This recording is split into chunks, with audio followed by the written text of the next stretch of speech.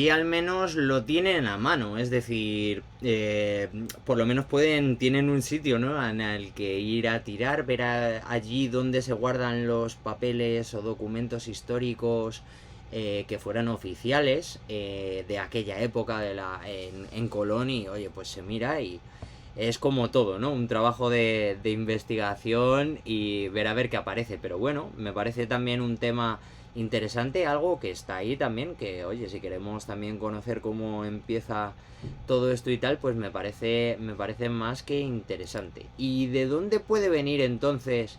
Porque si luego este señor reconocía, ¿no, Hibbert, que esta orden no se funda como tal en Etiopía?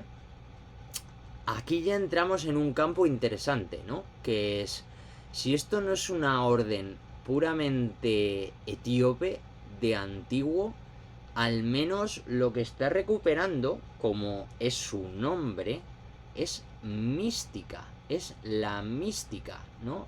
Lo que sería el misterio de Etiopía. Entonces, desde mi punto de vista al menos, yo entiendo como que deben de fundar esta logia un poco como para preservar de alguna manera lo que estábamos diciendo, que las logias se fundan o para cambiar el curso de las cosas discretamente y poco a poco, o para proteger una cosa dentro de otra cosa, ¿no? Cuando tú quieres esconder una cosa dentro de otra cosa, pones fuera otra cosa que es más llamativa y más secreta, como la logia, y para que te cueste acceder, y una vez dentro de esa logia te cuesta mucho ascender de un punto a otro, y solo aquellos que son ascendidos a los grandes niveles realmente son iniciados. Esto, por ejemplo, se sabe porque Hibbert, dentro de su orden, que él sabemos que dice que era maestro de la orden en Jamaica, o sea que también sabemos oficialmente, efectivamente, que en Jamaica había una orden. La Ancient Mystic Order of Ethiopia también existía en Jamaica, porque Hibbert decía que era sacerdote de esa orden. Y además tenemos un hecho también histórico que yo lo he encontrado por dos lados. Lo he encontrado tanto en documentación rasta como en documentación de la iglesia etíope. No porque sea algo oficial de la iglesia etíope ni nada de eso, sino porque Hibbert, a sus más altos así como miembros, entendemos que son los que han entendido mejor las cosas, ¿no? Como en este tipo de logias y tal, los que realmente entendían y no se unían simplemente pues por, oye, quiero pertenecer a una sociedad, ¿no? Sino que entendían un poco la mística, le pidió precisamente Hibbert personalmente al sacerdote de la iglesia ortodoxa etíope que estaba en Jamaica en la época que les diera clases de teología tewahedo a sus como miembros más superiores, por decirlo de alguna manera, ¿vale? La gente que había como dentro de esta antigua orden mística, que no es que todos los rastas fueran de esta orden, ni mucho menos, no penséis eso, sino que dentro de Rasta había gente que antes incluso de ser Rasta formaba parte de esta orden, y había gente que primero era Rasta y luego, o gente que solo era Rasta y no era de esta orden, o gente que era solo de esta orden y no era Rasta. O sea que no son cosas que vayan exactamente juntas, sino que son cosas que cada una iban por su lado, pero Hibbert estaba metida en ambas cosas, ¿vale? Para que lo entendamos así. Y lo interesante es eso, ¿no? Que le pidió precisamente al abune que había allí, al arzobispo, que se llama Laike Mandefro, o se llamaba más bien Laike Mandefro, que era el que había mandado Haile Selassie como emisario de la iglesia ortodoxa etíope a Jamaica para que enseñara la fe ortodoxa etíope a los rastas, y los rastas se bautizaran, entendieran el cristianismo y aceptaran el cristianismo y se bautizaran y tal, ¿no? Eso precisamente también es otro hecho más que nos da realmente credibilidad, tanto de que existía la antigua sociedad mística de Etiopía en Jamaica, como que además pues es un hecho así, ¿no? O sea, ya digo que no me acuerdo dónde lo encontré también, pero a través de información, digamos, de la Iglesia Ortodoxa Etíope, se cuenta también, ¿no? De en el momento en el que como que se manda a este arzobispo allí a predicar, precisamente para toda esta gente, pues que están interesándose en esa fe, en ese cristianismo antiguo. Y es precisamente por eso, porque ya llevaba años Hibbert con esta sociedad secreta, contándole estas cosas a los iniciados más así. O sea, tampoco es que Hibbert le contara exactamente la teología cristiana a los miembros. Y esto además Laura lo va a entender perfectamente. Nosotros hemos estado un montón de años esperando a encontrar a alguien que tuviera, digamos, la autoridad dentro de la iglesia ortodoxa para que nos enseñara la fe. Y eso que tenemos súper confianza y tal con un sacerdote. O sea, ¿qué mejor, no? Que un sacerdote. Pero no. Es que en la fe ortodoxa un sacerdote es un sacerdote. Es decir, él pues oficia, ¿no? Entonces a ti te tiene que dar clases un teólogo. Tal cual, ¿no? Entonces tiene que ser un teólogo Claro, autorizado. pero, perdona, perdón, No, que te haya dale. cortado. No, y que lo tiene que como un obispo, perdona, aceptar no es, me viene solo a aceptar, no dar como la bendición el obispo para que eso se haga. Eso Eso es, es, eso es. O sea, todo tuvimos que tiene que dar ese tener... paso. Eso es, todo tiene que tener unos pasos, como bien ha dicho Sista, tiene que tener unos pasos y tiene que tener unas normas. Y esto a mí me huele o me hace intuir que el señor Hibbert debía de realmente pertenecer a la Iglesia Ortodoxa Etíope, porque esto solo lo hace alguien que está en la fe ortodoxa, ¿no? O por lo menos que la respeta y que la intenta seguir fielmente. Aunque no fuera miembro como tal, él seguía esa doctrina, es decir, él no enseñaba la fe ortodoxa a sus fieles, les hablaba de ella, pero no estaba autorizado como tal para dar clases de teología, sino que él, para eso, pedía directamente a la Iglesia Ortodoxa que le dejaran, ¿no?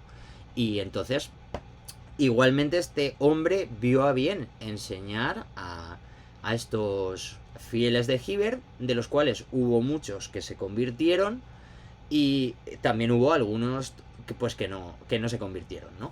Lo que sí que es verdad que a raíz de eso, de que muchos empezaron a convertirse a la fe ortodoxa empieza a tener un mayor calado, porque ya es verdad que Su Majestad Imperial había mandado a este mismo hombre, a este mismo arzobispo, para que pues enseñara a los rastas la fe antigua y bueno, pues pudieran ellos como volver a la vida, ¿no? Porque realmente así es un poco, es la visión. Tú te bautizas, vuelves a la vida, estás ya de nuevo vivo, ¿no? Ya has abierto los ojos y luego, pues bueno, pues vuelves a la vida. Entonces al final, como que eso es lo que también une, que muchas veces me preguntan, pero ¿y por qué? Y también hay jamaicanos que son ortodoxos etíopes, ¿no? Y digo, claro, pero porque la iglesia ortodoxa etíope en Jamaica, o sea, fue muy bien acogida. O sea, piensa que precisamente quien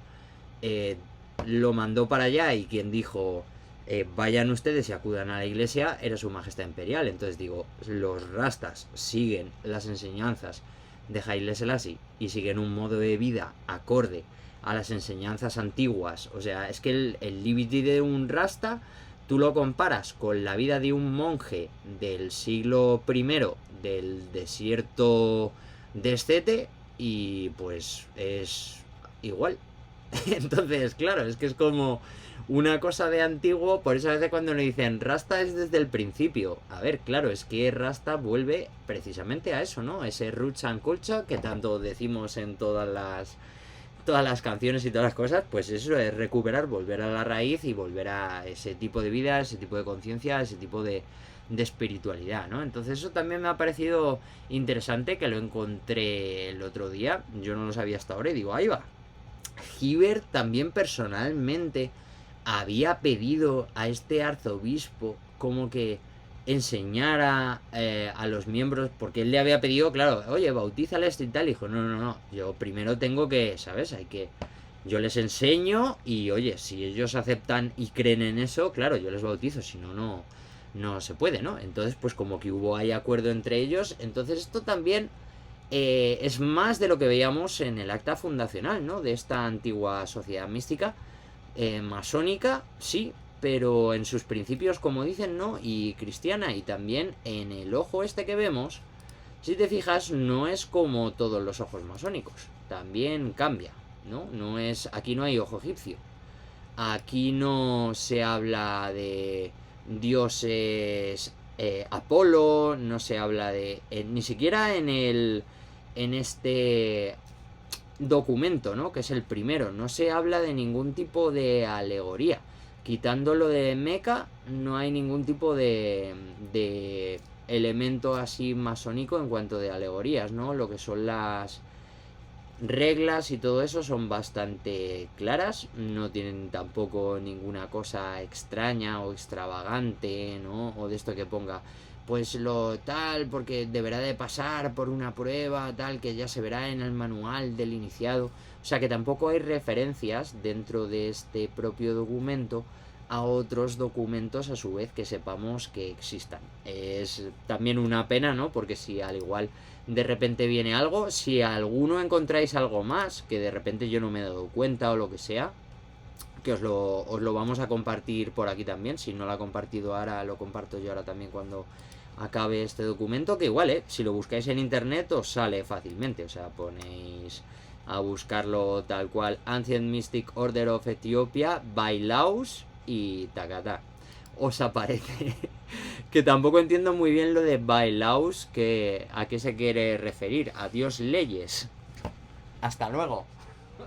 Y aquí estaría la clave, que esto ya nos daría para otro día quizá para la investigación, porque ya además estamos cerca de llegar al final. Y es que encontré, como os dije al principio, un periodista que se llama Derek Briston. Os voy a compartir en el chat el nombre. Eso es. Y también os voy a compartir el link a su página web, porque yo es de donde he sacado precisamente la entrevista, esta que decía que iba a poner así para el final, de Hibbert. Que este hombre, este periodista, ya os he contado, os adelanto al principio, que estuvo intentando entender, pues como nosotros ahora mismo, o sea, tal cual, el reasoning que estamos haciendo ahora es la investigación que hizo él, pero hace años. Entonces, todavía estaba vivo Hibbert y consiguió acercarse al círculo Rasta, estar años ahí preguntándoles, tal, investigando, el tío súper interesado, claro. Entonces pues los Rastas normalmente somos gente muy abierta, ¿no? Dices a la gente, sí, claro, y oye, alguien que quiere, pues oye, le abrieron ahí y consiguió ir a una reunión de estas como internacionales por la unificación y centrificación del movimiento Rasta. Y fue allí donde también acudió Hibbert y bueno, pues le pidió una entrevista. Al principio Hibbert como que no quería y tal, pero le concede unos pequeños minutos. Ahí a lo, venga, va, pues porque eres tú, ¿no? Te concedo unos minutos, entonces pudo hablar con él un poco. Y entre otras cosas, que os he dejado ahí el link, está en inglés para que os lo oiga, os lo leáis. Pero lo que cuenta son varias cosas. Lo primero es que dice: varios meses después, de vuelta a Inglaterra, descubrí que la antigua Orden Mística de Etiopía era una orden fraternal derivada de la masonería Prince Hall. Y ya la masonería Prince Hall es otra cosa, pero como que crearon para el hombre negro, ¿vale? Es como una masonería que crearon para, digamos, todos los negros, ¿no? Y bueno, pues para ir así ya simplemente también acabando, comentar que este periodista como que descubre, ¿no? Y él lo dice, que ha descubierto que la antigua orden mística precisamente nace pues como un brazo o una parte, una filial de lo que sería la masonería esta como para los hombres negros, ¿no? La Prince Hall se llama, Prince Hall. ¿Qué dice también? Pues dice, inevitablemente, porque diréis, bueno, pero ¿y todo esto entonces qué tiene que ver con Etiopía? Pues yo creo que mi opinión personal es que al igual se le fue un poco, no sé, de las manos, o al igual sí que es verdad y este periodista tiene razón, no lo sé, pero él dice que esto llevó a los masones de Prince Hall a una estrecha asociación con la iglesia etíope, que es una de las pocas iglesias cristianas de la precolonial del África subsahariana. Esto, a su vez, introdujo a los miembros en la creencia copta en la única naturaleza unificada de Cristo, es decir, la creencia de una sola, completa y natural de las dos naturalezas, divina y humana, en una sola. Es decir, tewahido, ¿no? Lo que, como se llama, digamos, a la iglesia etíope, que representa eso, ¿no? Que quiere decir como unidad, hechos, que viene de un verbo que es como de hacer uno, ¿no? Hecho uno. Tewahida. Entonces, pues esto es lo que encontró él, ¿no? Que dice que pues eso, que esto nace, digamos, de la masonería Prince Hall, pues no tendría nada que ver ni con Etiopía ni nada de eso, según este periodista, ¿de acuerdo? Esta es lo que él descubrió. Yo no he podido verificar realmente si sale de eso, pero os podéis, vosotros mismos también lo podéis buscar. Podemos hacer otro día otra continuación, que sería más bien ya directamente la pregunta de el Ancient Mystery Order of Ethiopia viene del Prince Hall, de la masonería Prince Hall, que sería quizá la gran pregunta, ¿no? Porque yo tirando del hilo, lo que he encontrado es eso, de este periodista, de Derek Briston.